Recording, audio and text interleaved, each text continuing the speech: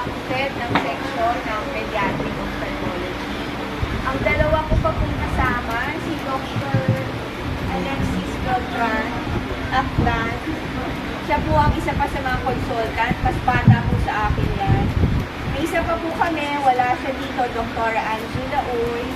Pero ang nandito po yung aming fellow, si Dr. Kitkat Ferrer. So, ang purpose po ng pag-uusap natin dito ay para ipakilala sa inyo, ipagbigay alam sa inyo, ano-ano ba yung mga common na sakit sa mata. Na ang amin pong makiusap ay after this lecture, kayo na po mismo ang makaka-identify. Ano-ano ba yung mga sakit na pwede nating gamutin ng maaga? Kasi yun ang importante sa atin. Yung maaga nating malaman ano yung mga sakit, saan ba natin dadalhin. Okay, kaya pinakikilala po namin itong ating Pediatric Ophthalmology or eye clinic dito sa National Children's Hospital para pag meron kayong nakita, sa tingin nyo baka problema to sa mata, ma-refer at mabigyan ho agad ng tulong maaga. Ano po? So, ito naman po ang lecture namin ay tungkol sa number 1, malabo ang mata. Number 2, yung mga duling at saka mga banlag. Ha? Okay, sige po. Si Dr. Catherine Ferrer po ang ating pediatric ophtha fellow. Okay. Or nearsightedness. Ito po ang mga pasyenteng nakakita sa malapitan. Hyperopia or farsightedness. Ito po ang mga pasyenteng nakakita sa mga malalayo. Ang mga pasyenteng may astigmatism or irregular ang hugis ng cornea kung saan nakakita din sila sa malapit or sa malayo. At ang presbyopia po, saan nagkakaroon ng hirap sa pagbabasa kapag sa malapitan pagdating ng edad na 40 years old po. So, bakit nga po ba nagkakaroon ng grado sa mata? So, kapag sa mga pasyenteng nearsighted, usually po, ang mata nila ay labis ang focusing power or pwedeng mas mahaba ang mata ng pasyente. Kapag po sa mga pasyenteng farsighted or hyperopic, kulang po ang focusing power or mas maikli ang mga mata ng mga pasyente kumpara sa normal na mga bata.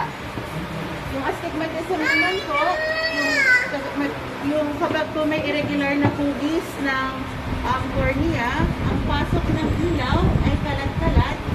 Ito pupunta sa iba't ibang bahagi ng mata, kaya po nagkukos ng panlalabo ng paningin.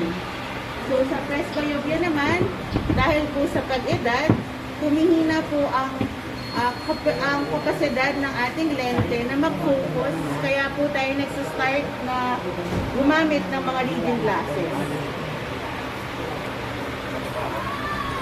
So, sino nga po ba ang mga maaaring magkaroon ng grado? So, ang mga pasyente may lahi na nagsasalamin, mga pasyente pinanganak na premature, mga pasyente may syndrome or may mga ibang sakit sa ibang parte ng katawan, at ang mga pasyente na-operahan ang mata.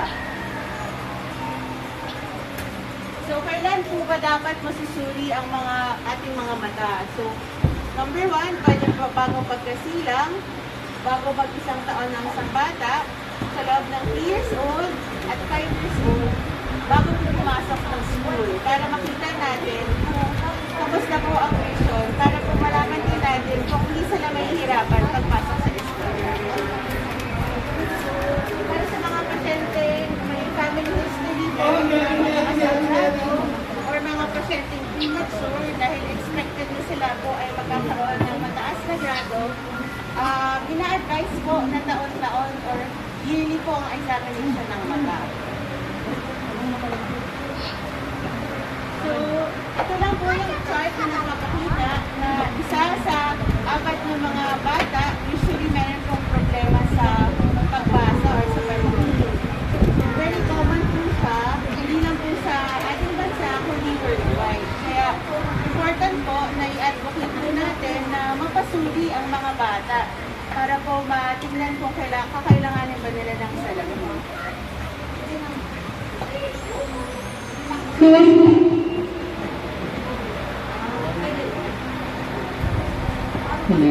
So number one, kami pong mga ophthalmologist, mga doktor sa mata. Pangalawa, mga pediatrician. Pangatlo, yung mga family physicians po or family medicine doctors.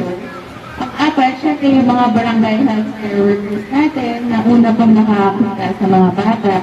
Pwede rin po kayong mag-screen dun sa mga barangay at pinag-refer niyo po sa amin para po mas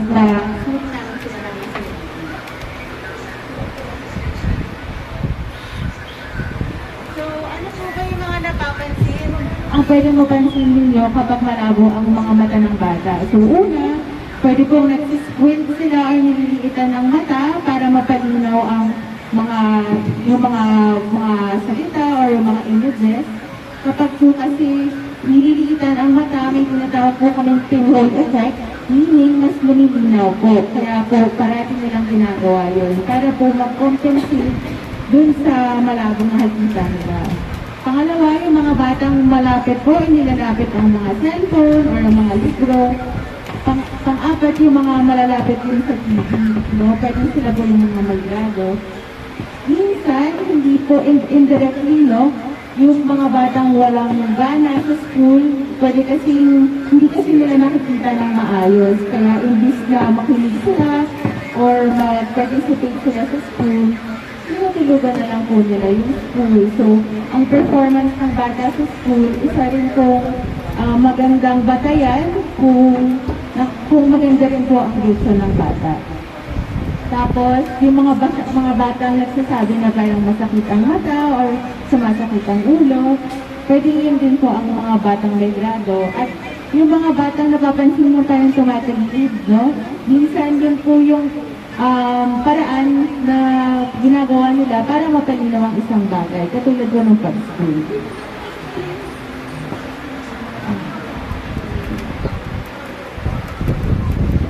So, paano po ba makuha ang mga grado ng bata? So, kung pupunta kayo sa optical, meron pong machine na ginagamit para pansilip. Pero iba po sa mga bata, no? Ang autorefractor o yung mga machine na ginagamit po, usually minsan mas mataas po ang nakukuha nila. So, hindi po masyadong reliable yun. Mas gusto po namin na ginagamitan ng pampatak para po makuha namin ang kabuoang grado. At gagawin po namin yung manual na refraction. So, yun po talaga yung magandang paraan para makuha natin yung grado. Especially dun sa mga batang hindi pa nakakapagsalita, no? Kasi hindi naman nila nasasabi na malabo. Pero yung mga senyales na sinabi ko kanina, pwede yun po yung makita nila or makikita-observe ninyo. Pwede rin po namin makita yun pag nagpapakonsulta kayo. So, may eye drops po kami nilalagay para po makuha talaga yung pinakagrado ng bata.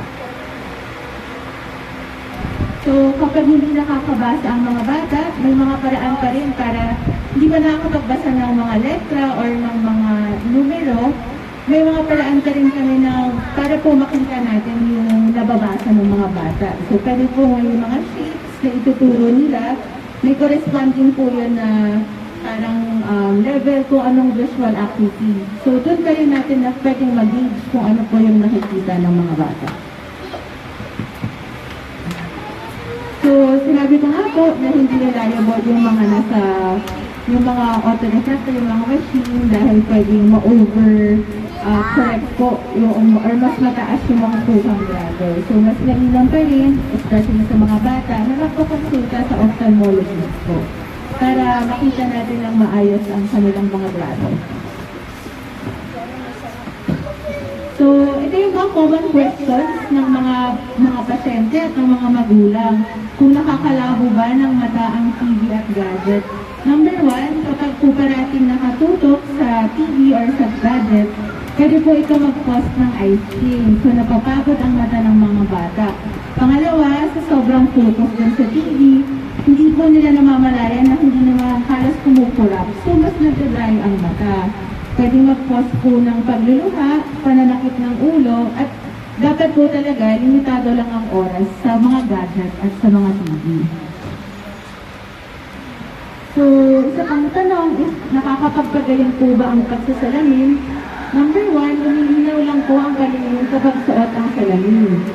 Hindi po ito nakakababa o nakakataas ng grado. Hindi rin po ito sinusuot lang for 6 months. Usually po, kapag po nakuha namin na may grado ang bata at nakakatulong po ito sa vision ng bata, ina-advise po namin na suotin niyo ito parati. So, hindi siya pwedeng ititigil lang bigla kasi pwede po, crucial po ang development ng vision natin, especially within 8 years old. So, dapat po, ibigay natin yung pinaka-maiging grado kung kinakailangan para mo po katulong lang sa pag-develop ng vision ng bata. Isa po pong mga tanong ng mga magulang is kung masama po ba kung hindi nagsasalamin. Kung hindi naman gamit, nagiging masama po ito kapag po hindi ginagamit at hindi po natin na ma-maximize ang vision. Gaya nga po ng sinabi ko kanina, kailangan po natin ma-attain or makuha yung pinakamagandang grado base doon sa edad ng bata.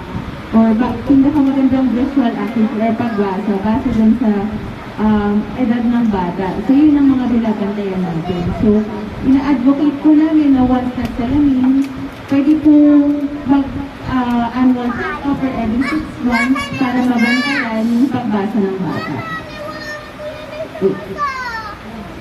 So, yung sa mga pasyente kasi hindi po na susuot ng salamin or hindi na correct ng maayos ang grado, pwede po sila mag-develop ng tinatawag natin amblyopia or lazy eye. Ang lazy eye po, kapag kunyari ang isang mata ay malinaw, tapos yung isang mata ay malabo at hindi po na-correct, tatama rin yung isang mata at pwede po itong either magdanlag o magpuling, kumbaga hindi siya diretso kasi wala siyang nakikita. So, yun po yung iniiwasan natin. Kaya ina-advise po namin na suotin ang salamin parati. Isa pa pong question is kung nakakalinaw po ba ng mata ang pagkain ng carrot.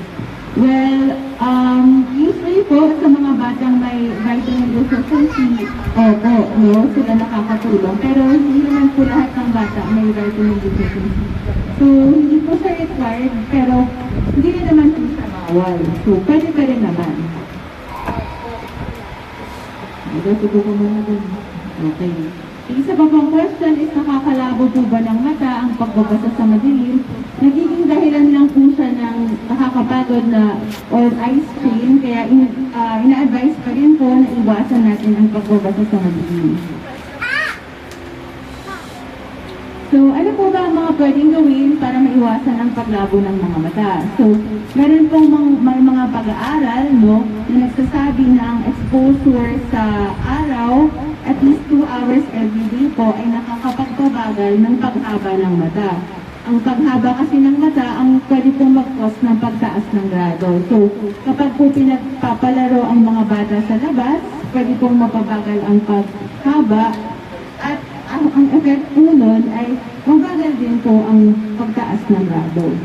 So, usually, ito po ang advice na time, 7 to 9 a.m. at 4 to 6 p.m. na naglalaro ang mga bata sa labas. Tapos, syempre, gusto pa rin natin na maiwasan nila yung, or malimit nila yung exposure sa gadget, yung pag-TV, no? At yun po, mas okay pa rin po talaga na naglalaro sila sa labas.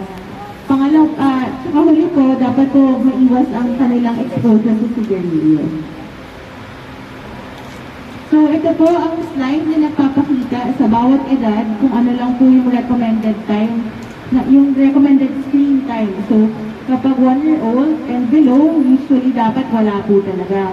Although ngayon, sa panahon natin, very dependent na yung mga bata, no, sa gadgets. Pero syempre, nasa sa atin naman yung mga adults or mga magulang kung paano natin sila ililimit sa paggamit ng gadgets. So, kapag 2 years old naman po, dapat less than 1 hour per day lang ang exposure.